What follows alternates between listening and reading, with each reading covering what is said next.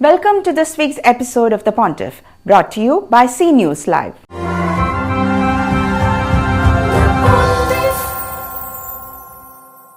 The tenure of Pelagius I as the 60th Pope was marked by tumultuous events associated with the aftermath of his election as the successor to Pope Vigilius I.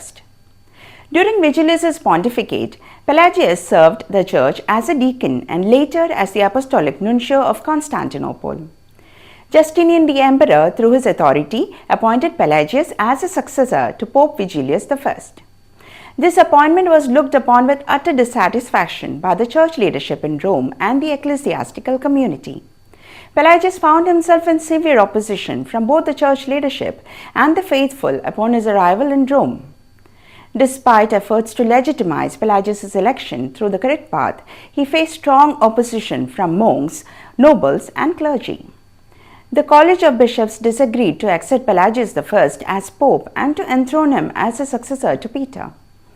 However, in AD 556, he was enthroned as the 60th Pontiff by two bishops, one among them the Bishop of Ostia.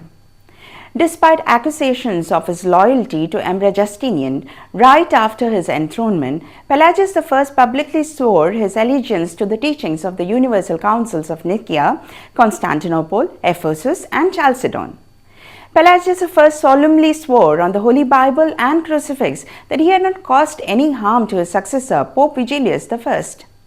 His strong stance thus earned him respect and support from other ecclesiastical leaders. Pelagius I endured to restore peace and stability in Italy and Rome, which had been ravaged due to relentless conflicts and war. He labored tirelessly to provide special assistance to the poor, eradicate famines, and free prisoners of war. Pelagius I also reformed the papal wealth distribution system and distributed the income from papal properties in Italy, Gaul, Dalmatia, and North Africa to the poor. The Pontiff took a strong stand against corruption among the clergy, where spiritual gifts and positions in the church were acquired for money and sold by church officials, reacting with intolerance towards such systems.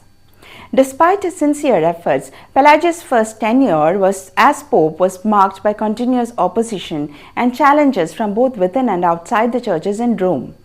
He continued to be looked upon with hatred and hostility by the church leadership and faithful. Pelagius I's position taken on the three chapters controversy was a main reason for the widespread opposition he faced. Prominent figures like Milan and Aquilas' bishop and the church in Gaul openly expressed their disapproval and denied to accept him as a supreme pontiff. Pelagius I, who was well into his old years when he was consecrated the Pope, led the church for about 5 years. He passed away on 4th March AD 561. His mortal remains are laid to rest in St. Peter's Basilica. Please subscribe to our channel and like our videos. Till we meet in the next episode, this is Sony Manoj signing off for CNewsLive.